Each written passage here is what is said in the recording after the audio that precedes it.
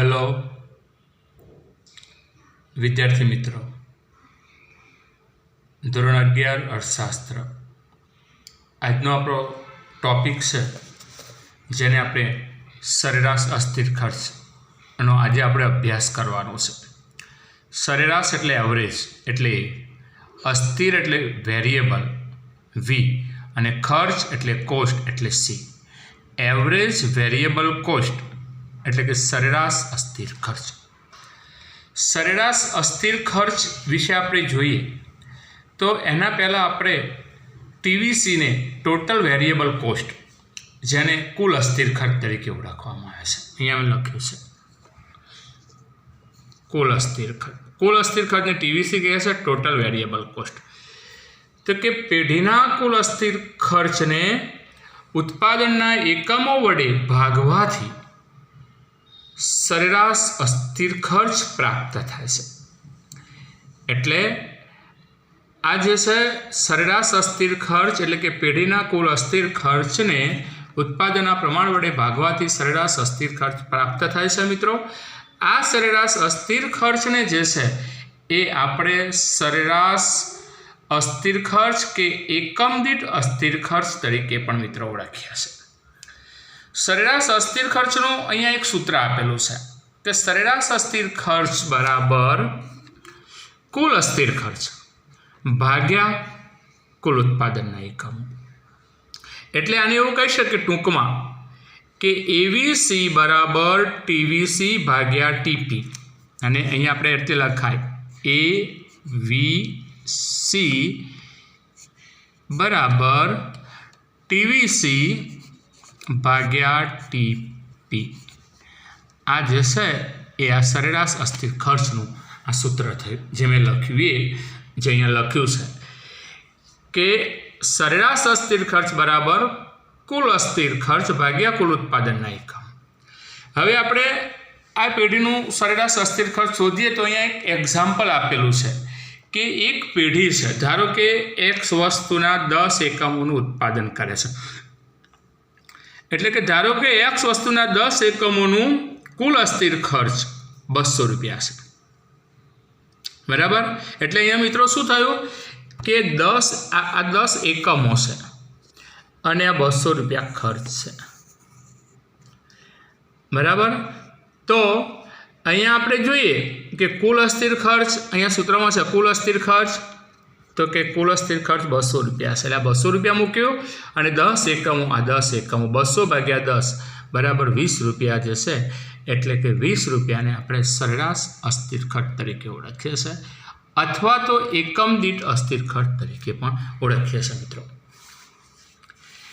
આગળ આપણે જોઈએ સરેરાશ અસ્થિર ખર્ચની આ એક અનુસૂચિ છે. આ અનુસૂચિની અંદર આ વસ્તુના ઉત્પાદનનું પ્રમાણના એકમો દર્શાવ્યા છે. આ કુલ અસ્થિર ખર્ચના એકમો છે અને આ સરેરાશ અસ્થિર ખર્ચના એકમો છે, અને આના ઉપરથી આ આકૃતિ છે.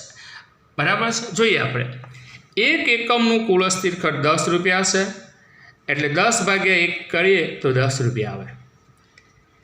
2 એકમનો કુલ અસ્થિર ખર્ચ 16 રૂપિયા છે, એટલે 16 ભાગ્યા 2 કરતાં 8 આવે છે. 3 એકમનું કુલ અસ્થિર ખર્ચ 21 રૂપિયા છે, એટલે 21 ભાગ્યા 3 કરતાં 7 આવે છે.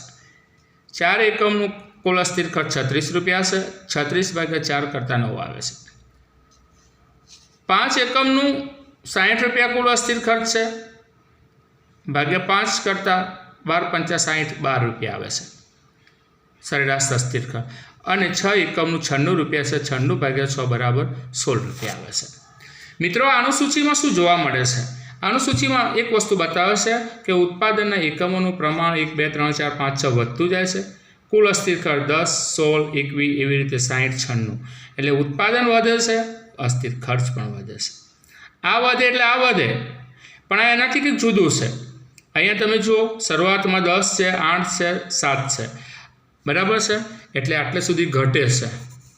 આજે મેં 10, 8, 7 આ અસ્થિર ખર્ચ ઘટ્યું કહેવાય. સરેરાશ અસ્થિર ખર્ચ જે છે અહીંયા હું એરો કરું છું, આ એરો જોઈએ તમે તો આ જે છે ઘટે છે. ત્યાર પછી 4 એકમે 9 રૂપિયા થાય છે, 5 એકમે 12 થાય છે, 6 એકમે 16 થાય છે, 9 પછી 12 પછી 16. તો કે અહીંયા જે છે આ 3 જે છે એમાં અસ્થિર ખર્ચ જે છે એ વધે છે. અહીંયા અસ્થિર ખર્ચ વધતું જતું જોવા મળે છે, અહીંયા ઘટતું જતું જોવા મળે છે. એટલે અહીંયા આપણે જોઈએ કે સરેરાશ અસ્થિર ખર્ચ શરૂઆતમાં ઘટે છે અને ત્યાર પછી ઈષ્ટ બિંદુ પછી અહીંયા વધે છે. એ આપણે અહીંયા અનુસૂચિ આકૃતિ પર જરા જોવા પ્રયત્ન કરીશું મિત્રો. આ સરેરાશ અસ્થિર ખર્ચની આકૃતિ છે જેની અંદર OX રેખા આપેલી છે. OX રેખા પર ઉત્પાદનના એકમો આપેલા છે અને આ OY રેખા છે અને આ OY રેખા ઉપર સરેરાશ અસ્થિર ખર્ચ રૂપિયામાં દર્શાવ્યું છે મિત્રો. ઓકે, અહીંયા આ સરેરાશ અસ્થિર ખર્ચની રેખા જે છે તો આપણે જોઈએ પહેલાં 1 એકમનું ખર્ચ 10 રૂપિયા છે, અસ્થિર ખર્ચ અને સરેરાશ 10 રૂપિયા છે. એટલે આ 1 એકમ છે, આ 1 એકમનું સરેરાશ અસ્થિર ખર્ચ આ 10 રૂપિયા છે. બરાબર છે. અને સરેરાશ અસ્થિર ખર્ચ આ 10 રૂપિયા આપણને છે અને કુલ અસ્થિર ખર્ચ પણ 10 રૂપિયા જ છે. ઉત્પાદન વધીને 2 એકમોનું કરવામાં આવે છે અને 2 એકમોનું ઉત્પાદન કરવાના કારણે સરેરાશ અસ્થિર ખર્ચ અહીંયા આપણે જોઈએ છે 8 છે. તો આ 2 એકમનું ઉત્પાદન કરતા સરેરાશ અસ્થિર ખર્ચ 8 રૂપિયા છે બી બિંદુએ. 3 એકમનું ઉત્પાદન કરતા અહીંયા ખર્ચ જે છે 7 રૂપિયા થાય છે.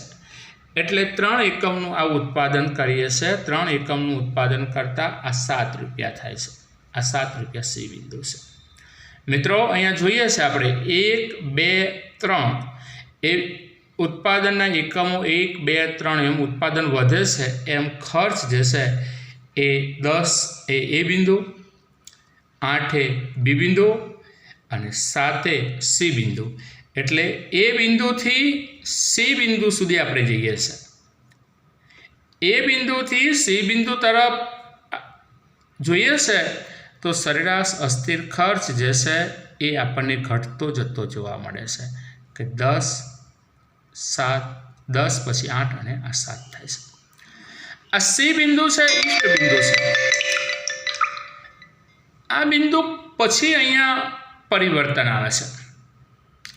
કયા એકમથી આવે છે તો કે ચોથા એકમથી આવે છે. સી બિંદુ પછી તો કે 4 એકમનું ઉત્પાદન, ચોથા એકમનું ઉત્પાદન કરીએ છે તો ખર્ચ થાય છે 9 રૂપિયા. એટલે આ ચોથો એકમ છે અને એનું ખર્ચ થાય છે આ 9 રૂપિયા આ ડી બિંદુએ. એટલે આ 9 રૂપિયા છે અહીંયાથી અહીંયા જોઈએ આ ડી બિંદુ છે. એટલે શું જોયું આપણે? 3 થી 4 એક એકમનું હવે ઉત્પાદન વધ્યું, 3 એકમ પછી ઉત્પાદન વધ્યું તો ખર્ચ જે છે એ સી બિંદુએ 7 થતો હતો એ ચોથા એકમે વધીને સીધો અહીંયા 9 રૂપિયા થઈ જાય છે. એટલે સી બિંદુથી ડી બિંદુ તરફ જઈએ તો સરેરાશ અસ્થિર ખર્ચ વધતું જતું આપણને જોવા મળે છે. 5 એકમનું ઉત્પાદન કરીએ તો 5મા એકમનો ખર્ચ જે છે એ 12 રૂપિયા છે. એટલે 12 રૂપિયા સમક્ષ જોઈએ તો ઈ બિંદુએ 12 રૂપિયા ખર્ચ થાય છે. એટલે 5મા એકમે ઈ બિંદુએ આ 12 રૂપિયા ખર્ચ થાય છે. 6ઠ્ઠા એકમનું ઉત્પાદન કરીએ તો 6ઠ્ઠા એકમનું ઉત્પાદન કરતા સરેરાશ અસ્થિર ખર્ચ 16 રૂપિયા થાય છે.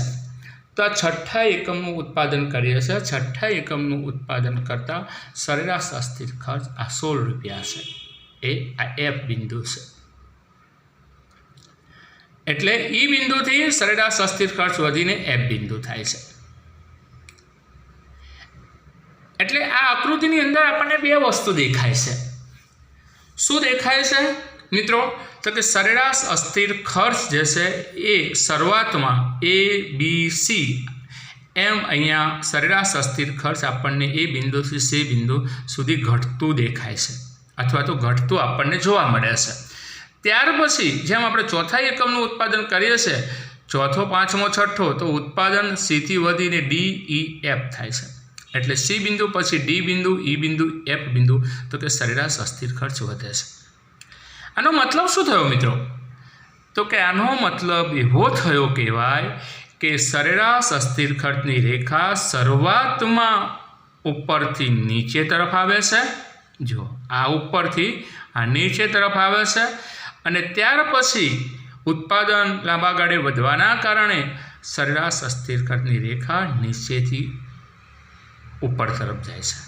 એટલે આમાં બે વસ્તુ જોવા મળી, એક ઉપરથી નીચે આવ્યું અને બીજું નીચેથી ઉપર ગયું. એટલે આને આપણે એવું આમ એરો આવી રીતે મારી શકીએ કે આ ખર્ચ ઘટે છે અને અહીંયાથી આ ખર્ચ જે છે એ વધે છે.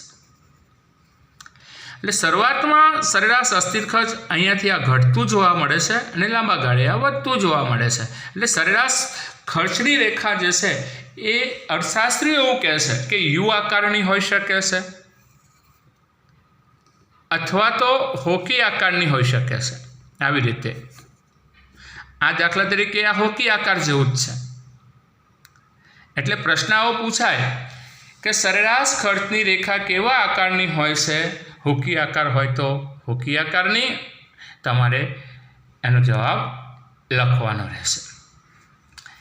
મિત્રો, સરેરાશ અસ્થિર ખર્ચની રેખાની અંદર સરેરાશ અસ્થિર ખર્ચની આકૃતિની અંદર હું તમને પાછું એક વાક્ય વારંવાર કહી રહ્યો છું કે ભાઈ સરેરાશ અસ્થિર ખર્ચ જે છે એ એકમ દીઠ થતો અસ્થિર ખર્ચ છે, જે ટૂંકા ગાળાની અંદર શરૂઆતના તબક્કાની અંદર સરેરાશ અસ્થિર ખર્ચ એ ઘટે છે અને ત્યાર પછી અમુક હદ પછી સરેરાશ અસ્થિર ખર્ચ જે છે એ વધતો જતો જોવા મળે છે. માટે સરેરાશ અસ્થિર ખર્ચની રેખા હોકી આકારની છે એવું આપણે મિત્રો કહી શકીએ છીએ. એટલે આજનો આપણો જે ટોપિક છે સરેરાશ અસ્થિર ખર્ચ એ મિત્રો પૂરો થાય છે અહીંયા. ઓકે, બાય બાય વિદ્યાર્થી મિત્રો.